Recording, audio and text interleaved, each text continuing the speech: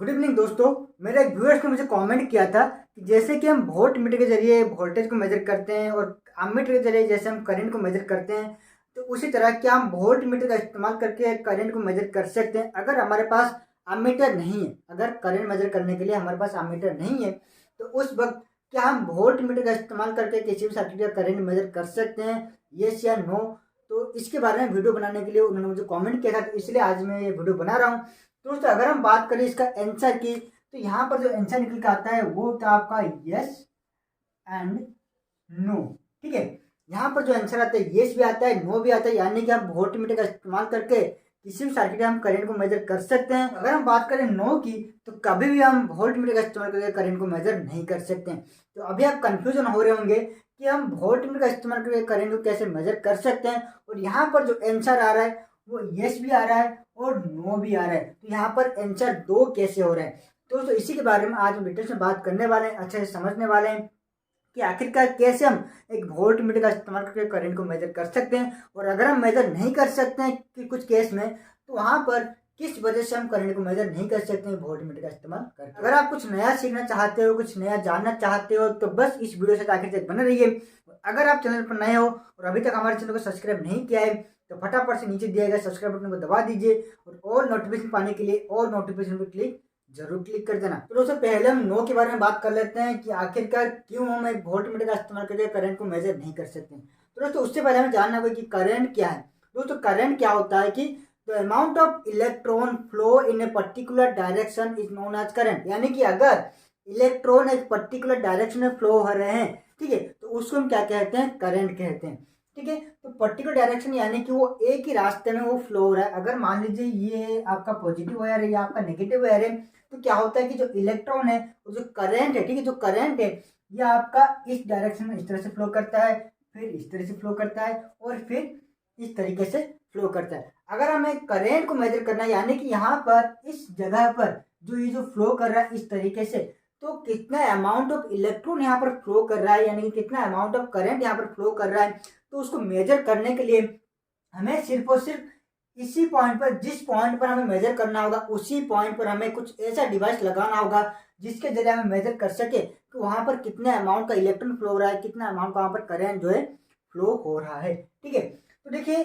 अगर एक एग्जाम्पल के तौर पर मैं यहाँ पर अगर एक पाइप ले रहा हूँ, ठीक है, यहाँ पर मैं एक पाइप ले रहा हूँ, तो इस पाइप के अंदर अगर कुछ पानी फ्लो हो रहा है, तो यहाँ पर कितना पानी फ्लो हो रहा है इस पाइप के अंदर, तो मुझे मेजर अगर करना है तो मैं क्या करूंगा, इस पाइप के एंड में एक मीटर लगा दूंगा, या फिर पाइप के बीच में मैं कोई एक मीटर लगा दूंगा जिसके जरिए मैं मेजर कर सकता हूँ कि कितना पानी इस पाइप के अंदर फ्लो हो रहा है। ठीक है, और अगर मैं पाइप यहाँ से फ्लो हो रहा है, अगर पानी यहाँ से फ्लो हो रहा है, ओके, और मैं क्या करता हूँ कि मीटर को बाहर लगाता हूँ, तो ये मेजर नहीं कर सकता है कि इसके अंदर कितना पानी फ्लो हो रहा है, क्योंकि मेजर करने के लिए जो पानी है वो इस मीटर के अंदर से घुस के निकलना चाहिए। ठीक है, तो मीटर कैसे मेजर करता है कि जो पानी होता है वो जाता है मीटर के अंदर, घुसता है और यहाँ से बाहर निकलता है। ठीक है, तो मेजर करने के लिए मीटर क्या कर रहा है कि उसको अलाउ कर रहा है अपने अंदर से। जब तक मीटर के अंदर से पानी नहीं जाएगा तब तक क्या होगा, मीटर के अंदर एक प्रोपेलर लगा होता है जो कि घूमता है, जितना तेजी से पानी फ्लो होगा उतना तेजी से वो घूमता है। ठीक है, और उसी के हिसाब से वो यहाँ पर मेजर करता है कि कितना पानी फ्लो हो रहा है। ठीक है, तो उसी के हिसाब से यहाँ पर ये उसको मेजर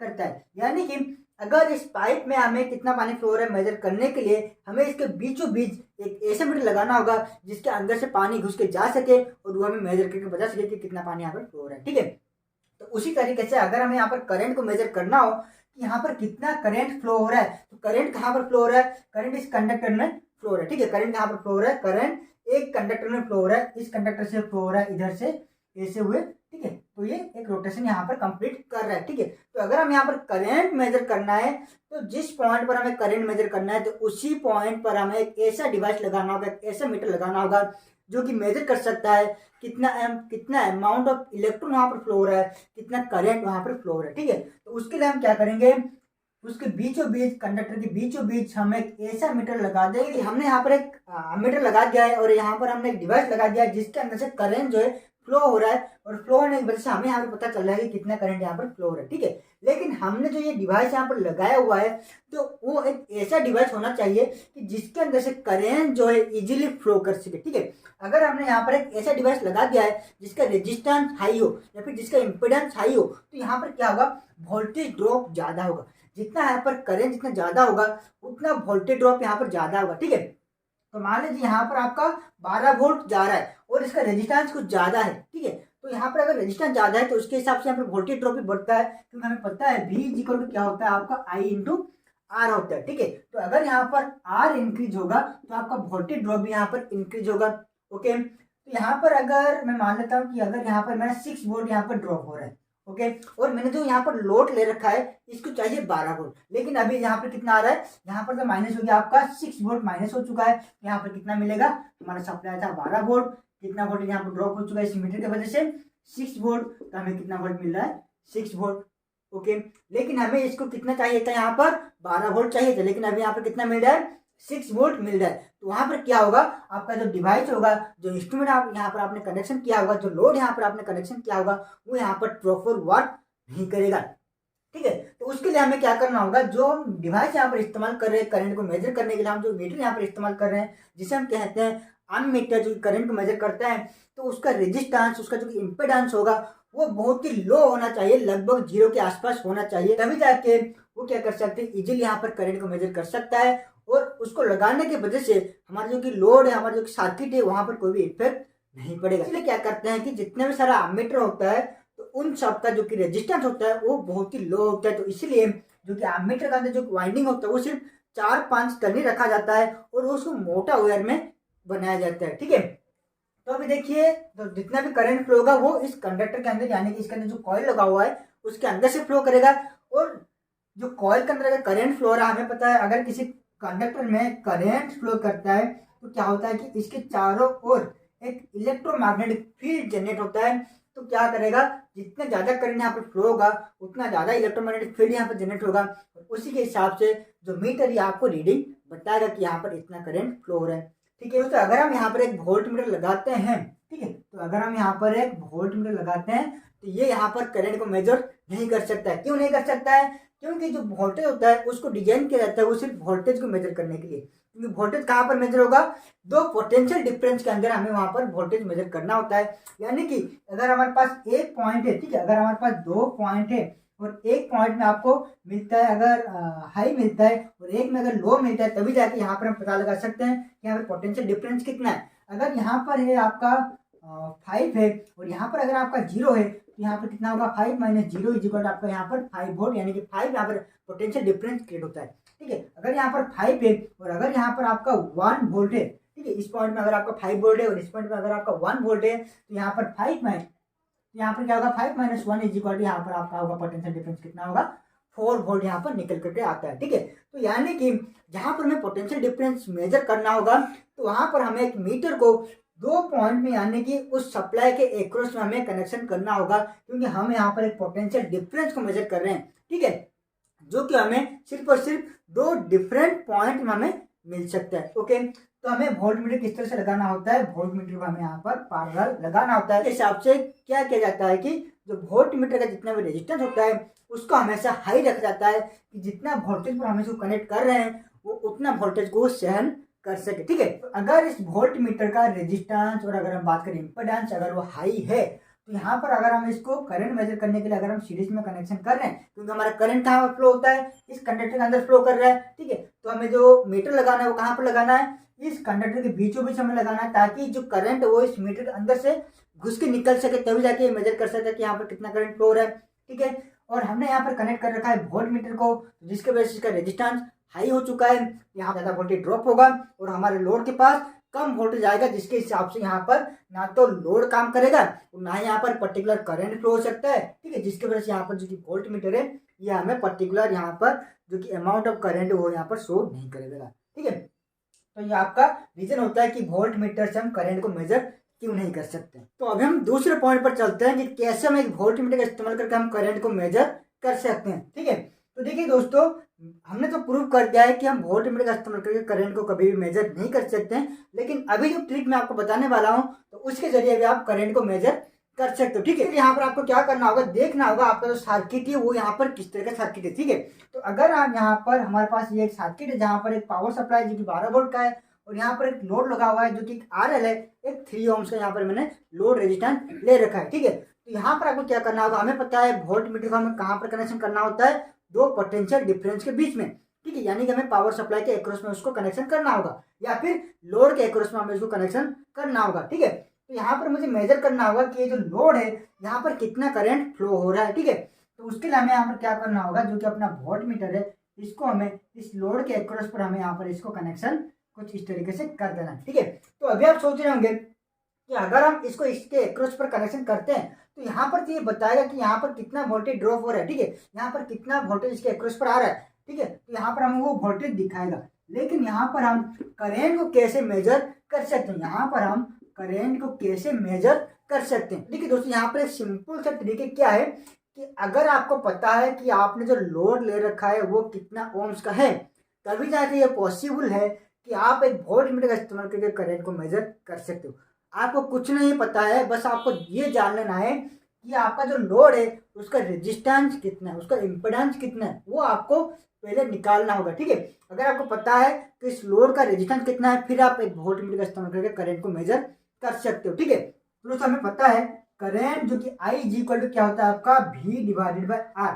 अगर आपको ये फॉर्मूला याद नहीं है तो मैंने आपको काफी बार बताया, ये ट्रायंगुलर फॉर्मूला है। ठीक है, तो यहाँ पर आपको रख लेना है V ऊपर की ओर और यहाँ पर आपका I इंटू R, तो R निकालना होगा तो V बाई I निकालना होगा तो V बाई R। तो यहाँ पर हमें I निकालना है तो V डिवाइडेड बाई R, अगर V निकालना हो तो I इंटू R। ठीक है, तो यहाँ पर हमें V डिवाइडेड बाई R अगर हम कर देंगे तो यहाँ पर हमें करंट जो इजीली मिल जाएगा। तो यहाँ पर हमें पता है कि हमारा लोड रेजिस्टेंस जो कितना है, तो वो कितना है, हमारे पास लोड रेजिस्टेंस कितना है 3 ओम से। ठीक है, तो अभी हमने जो वोल्ट मीटर इसके एक्रॉस पर कनेक्शन किया है, तो यहाँ पर क्या होगा, इसके एक्रॉस पर कितना वोल्टेज आ रहा है, तो यहाँ पर ये पैरेलल कनेक्शन है।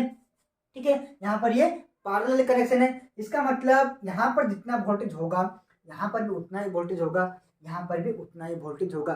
ये जो वोल्ट मीटर है इसका कनेक्शन यहाँ पर होना जो होता है यहाँ पर करने से भी वही होता है, क्योंकि यहाँ पर पैरेलल कनेक्शन है। इसका मतलब ये पॉइंट ये पॉइंट ये पॉइंट ये सेम होता है। ठीक है, तो यहाँ पर अभी कितना वोल्टेज दिखा रहा होगा, तो यहाँ पर अगर सप्लाई वोल्टेज हमें अगर सप्लाई वोल्टेज नहीं मालूम है, अगर सप्लाई वोल्टेज मालूम है तो यहाँ पर आप इजीली कैलकुलेट कर सकते हो। लेकिन अगर हमारे पास सप्लाई वोल्टेज हमें मालूम नहीं है तो हम क्या करेंगे, यहाँ पर एक वोल्ट मीटर कनेक्शन करेंगे।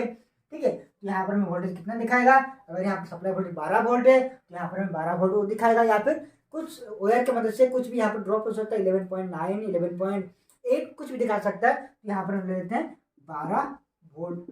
ठीक है, तो यहाँ पर अगर हम करंट कैलकुलेट करें तो 12 डिवाइडेड बाई 3 कितना होगा आपका, यहाँ पर 4 एम्पियर करंट यहाँ पर फ्लो हो रहा होगा। ओके, तो यहाँ पर तो एक लोड है, अगर यहाँ पर ज्यादा लोड होता, ठीक है, यहाँ पर हमने एक लोड ले रखा है, अगर यहाँ पर ज्यादा लोड होता तो यहाँ पर मैं भी क्या कर रहा हूँ कि और एक लोड को मैं यहाँ पर कनेक्शन कर देता हूँ। ओके, तो इसको मैंने ले रखा है 6 ओम्स का, ये हमारे साथ 3 ओम्स का, अभी मैंने और एक लोड यहाँ पर कनेक्शन कर दिया जो कि 6 ओम्स का। तो अभी मुझे निकालना है कि यहाँ पर कितना करंट फ्लो हो रहा है, यहाँ पर कितना करंट फ्लो हो रहा है और टोटल कितना करंट यहाँ पर फ्लो हो रहा है। ठीक है, तो उसको भी हम इसी मेथड की मदद से निकालेंगे। तो कैसे निकालेंगे देखिएगा, तो यहाँ पर जो 6 ओम एंड 3 ओम से ये अभी आपस में पैरेलल कनेक्शन है। इसका मतलब अगर ये पैरेलल कनेक्शन है तो इसका जो रेजिस्टेंस है यहाँ पर डिक्रीज हो जाएगा। ठीक है, तो अगर हम यहाँ पर नेट रेजिस्टेंस निकाले तो ये कितना हो जाएगा, R equivalent is equal to, ये आपका हो जाएगा 6 इंटू 3 डिवाइडेड बाय 6 प्लस 3 या फिर 3 प्लस 6 कुछ भी लिख सकते हो, सेम होता है। ओके, यहाँ पर कितना हो जाएगा 6 into 3 is equal to 18 divided by 9, ठीक है, आपका हो जाएगा 2 ओम्स। ठीक है, टोटल रेजिस्टेंस कितना है इसका 2 ओम्स निकल चुका है। और अगर हम यहाँ पर टोटल करंट कैलकुलेट करें तो I इज इक्वल होता है आपका V डिवाइडेड बाय R। तो V यहाँ पर कितना है 12 वोल्ट है, जो कि हमारा मीटर हमें शो कर रहा है यहाँ पर 12 वोल्ट है, या फिर कुछ भी ड्रॉप हो सकता है 11.9 या फिर 11.8, लेकिन हम यहाँ पर 12 वोल्ट ले लेते हैं। तो हमारे पास पावर सप्लाई 12 वोल्ट है, क्योंकि यहाँ पर जितना होगा यहाँ पर भी उतना ही होगा और यहाँ पर भी उतना ही होगा, क्योंकि यहाँ पर हमने पैरेलल सबको कनेक्शन कर रखा है। ठीक है, यहाँ पर रेजिस्टेंस कितना निकला 2 ओम। तो यहाँ पर करंट कितना फ्लो होगा 12 divided by 2 is equal to 6 ampere. ठीक है। यहाँ पर कितना करंट फ्लो हो रहा है, 6 एम्पियर टोटल करंट अभी फ्लो हो रहा है 6 एम्पियर। लेकिन अगर हम निकालें कि यहाँ पर कितना करंट फ्लो हो रहा होगा और यहाँ पर कितना करंट फ्लो हो रहा होगा, तो उसके हिसाब से हम क्या करेंगे, वही V डिवाइडेड बाय R। तो वोल्टेज कितना है हमारे पास 12 डिवाइडेड बाय, अगर हमें इस लोड का निकालना है तो इस लोड का रेजिस्टेंस कितना है 6, 12 डिवाइडेड बाय 6, तो यहाँ पर कितना हो जाएगा 12 डिवाइडेड बाय 6, ये आपका हो जाएगा 2 एम्पियर। ओके, ये हो गया आपका 2 एम्पियर। और अगर हम निकाले 3 ओम्स के पास कितना यहाँ पर करंट फ्लो हो रहा है, तो वो क्या आपका कितना हो जाएगा 12 डिवाइडेड बाय 3, तो ये आपका हो जाएगा 4 एम्पियर। कितना हो गया आपका 4 एम्पियर। और अगर हम यहाँ पर इन दोनों को ऐड कर देते हैं, इसका करंट है इसका करंट, तो ये आपका हो जाएगा कितना, total current is equal to, ये आपका निकला, ये आपका कितना था 2 एम्पियर, 2 + 4 इज इक्वल टू आपका हो गया 6 एम्पियर। तो टोटल करंट हमारे पास कितना था 6 एम्पियर। लेकिन अगर हम अलग अलग यहाँ पर निकालते हैं तो 2 + 4 निकलता है, जो कि मिलकर क्या होता है 6 एम्पियर। ठीक है, यहाँ पर प्रूव कर दिया है कि हमें वोल्ट मीटर की मदद से भी हम करंट को मेजर कर सकते हैं। ठीक है दोस्तों, अभी हम बात करते हैं कि अगर हमारे पास एक सीरीज सर्किट है तो क्या हम यहाँ पर भी वोल्ट मीटर का इस्तेमाल करके हम करंट को मेजर कर सकते हैं। जी हाँ दोस्तों, यहाँ पर भी मेजर कर सकते हैं। तो कैसे करते हैं वो देखते हैं। तो यहाँ पर मैंने सर्किट ले रखा है जहाँ पर आपका 2 रेजिस्टेंस आपस में सीरीज में कनेक्शन है। तो जो एक ही आपका 4 ओम्स का, दूसरा आपका 2 ओम्स का। ठीक है, तो मैं क्या करता हूँ कि यहाँ पर एक वोल्ट मीटर लेता हूँ और उस वोल्ट मीटर को मैं क्या करता हूँ कि इसके अक्रॉस पर मैं इसको कनेक्शन कर देता हूँ। ठीक है, तो अभी मुझे यहाँ पर जो भी वोल्टेज मिलेगा वो कितना मिलेगा कि इसके अक्रॉस पर कितना वोल्टेज ड्रॉप हो रहा है, क्योंकि ऑलरेडी यहाँ पर और एक रेजिस्टेंस लगा हुआ है, जिसके वजह से अगर यहाँ पर 12 वोल्ट जा रहा है तो यहाँ पर आपका 12 वोल्ट नहीं मिलेगा। तो हमें यहाँ पर देखना होगा कि यहाँ पर कितना वोल्टेज ड्रॉप हो रहा है और यहाँ पर कितना वोल्टेज मिल रहा है। लेकिन अगर आप प्रैक्टिकल यहाँ पर मेजर करते हो तो यहाँ पर कितना वोल्टेज ड्रॉप हो रहा है, यानी कि यहाँ पर कितना वोल्टेज आ रहा है आपको दिखा देगा। लेकिन यहाँ पर अभी हम कैलकुलेशन करके देखने वाले हैं कि यहाँ पर कितना वोल्टेज आपको मिल रहा है। ठीक है, तो उससे पहले हमें इस पूरा सर्किट का जो कि रेजिस्टेंस है उसको हमें कैलकुलेशन करना होगा। तो उसके लिए हमें यहाँ पर रेजिस्टेंस पहले निकालना होगा आर इक्विवेलेंट, जो कि आपका होता है R1 + R2, यानी कि 4 + 2। तो आपका होता है रेजिस्टेंस 4 + 2 इज इक्वल टू 6 ओम। ठीक है, अगर हम यहाँ पर करंट कैलकुलेट करते हैं तो आपका टोटल करंट यहाँ पर निकलेगा, कितना निकलेगा 12 डिवाइडेड बाय 6, आपका होता है 2 एम्पियर। ओके, तो अगर हम यहाँ पर 2 एम्पियर करंट फ्लो हो रहा है, जो कि अगर यहाँ पर सीरीज सर्किट है, हमें पता है सीरीज सर्किट में करंट क्या होता है कि कांस्टेंट रहता है। यहाँ पर जितना करंट फ्लो हो रहा होगा यहाँ पर भी उतना ही करंट फ्लो होता है। ठीक है, लेकिन ये सब भूल जाइए, हमें यहाँ पर कुछ भी पता नहीं है कि यहाँ पर कितना वोल्टेज पावर सप्लाई है। ठीक है, कितना वोल्टेज यहाँ पर सप्लाई है और यहाँ पर कितना करंट फ्लो हो रहा है हमें नहीं पता है। हमें सिर्फ यहाँ पर मेजर करना है कि इसके अक्रॉस पर वोल्टेज कितना है, लेकिन यहाँ पर हम मेजर नहीं कर सकते थ्योरेटिकली। ठीक है, तो उसके लिए हमने यहाँ पर एक कैलकुलेशन कर रखा है जहाँ पर हमें जो कि पूरा रेजिस्टेंस मिल चुका है, करंट मिल चुका है। अब हम यहाँ पर वोल्टेज ड्रॉप निकालेंगे इस रेजिस्टेंस के अक्रॉस पर। ठीक है, तो ये आपका होता है, इसको हम लेते हैं VR2 इज इक्वल टू क्या होगा आपका I × R2। तो I कितना है, जो कि करंट कितना है 2 एम्पियर, जो इसका जो रेजिस्टेंस कितना है 2 × 2, ये आपका हो जाता है 4 वोल्ट, यानी कि यहाँ पर हमें मिल रहा है 4 वोल्ट। ओके, और अगर हम कैलकुलेट करें कि यहाँ पर हमारा कितना करंट फ्लो हो रहा है। ठीक है, तो दोस्तों यहाँ पर देखिए, ये जो सेक्शन हमने जो कैलकुलेशन किया इसको आप भूल जाइए। हमें मालूम नहीं है कि यहाँ पर कितना करंट फ्लो हो रहा है और हमें ये भी मालूम नहीं है कि यहाँ पर सप्लाई वोल्टेज कितना है। हमें सिर्फ एक वोल्ट मीटर दे दिया गया है और हमें ये पता लगाना है कि यहाँ पर जो सर्किट यहाँ पर कितना करंट फ्लो हो रहा है, यहाँ पर कितना करंट फ्लो हो रहा है, यहाँ पर कितना करंट फ्लो हो रहा है। वैसे तो अगर देखा जाए कि यहाँ पर ये सीरीज सर्किट है तो दोनों में करंट जो है सेम रहेगा, लेकिन हमें कैलकुलेशन करके निकालना होगा कि यहाँ पर कितना करंट फ्लो हो रहा है और पूरा सर्किट में भी कितना करंट फ्लो हो रहा है। ठीक है, तो हमने मेजर किया तो इसके अक्रॉस पर हमें वोल्टेज कितना मिला 4 वोल्ट। ठीक है, तो अभी हम इसको लेके करंट कैलकुलेट करते हैं। तो ये आपका IR2 या फिर आप टोटल I ले सकते हो, जो कि करंट हमेशा सेम रहता है, सीरीज में हमें पता है। ठीक है, तो यहाँ पर जो करंट कितना निकलेगा V/R, तो V/R, तो वोल्टेज कितना है आपका 4 वोल्ट। तो यहाँ पर रेजिस्टेंस कितना है 2 ओम्स, तो यहाँ पर करंट भी कितना निकलेगा 2 एम्पियर। तो हमने अभी जो कैलकुलेशन किया था कि आपका करंट कितना निकल रहा था, टोटल करंट 2 एम्पियर। ओके, यहाँ पर 2 एम्पियर फ्लो हो रहा है। अभी हम देखते हैं यहाँ पर कितना करंट फ्लो हो रहा होगा। ओके, तो ये भी हम थोड़ा कैलकुलेशन कर लेते हैं। तो यहाँ पर सबसे पहले हमें, तो अभी हम क्या करते हैं कि यहाँ पर एक वोल्ट मीटर हम लगा लेते हैं, जिससे कि हमें इसके अक्रॉस का वोल्टेज यहाँ पर हमें पता चल जाएगा। ठीक है, तो यहाँ पर अगर हम एक वोल्ट मीटर लगाते हैं तो इसका वोल्टेज हमें कितना मिलेगा, V इक्वल टू हमें पता है I इंटू आर, तो V, तो इसका करंट यहाँ पर कितना फ्लो हो रहा था 2 एम्पियर, तो 2 इंटू यहाँ पर रेजिस्टेंस कितना है 4, जो कि होता है आपका 8 वोल्ट, यानी कि यहाँ पर जो वोल्ट मीटर हमने लगा रखा है ये हमें शो कर रहा है कि यहाँ पर वोल्टेज कितना है 8 वोल्ट है। ठीक है, तो अगर हम इसका करंट निकालें IR1, तो ये आपका होता है V/R1, ये था R2, ओके, V/R1, तो वोल्टेज कितना था 8 डिवाइडेड बाय रेजिस्टेंस कितना है 4 ओम, तो 8 डिवाइडेड 4, तो यह भी आपका होता है 2 एम्पियर।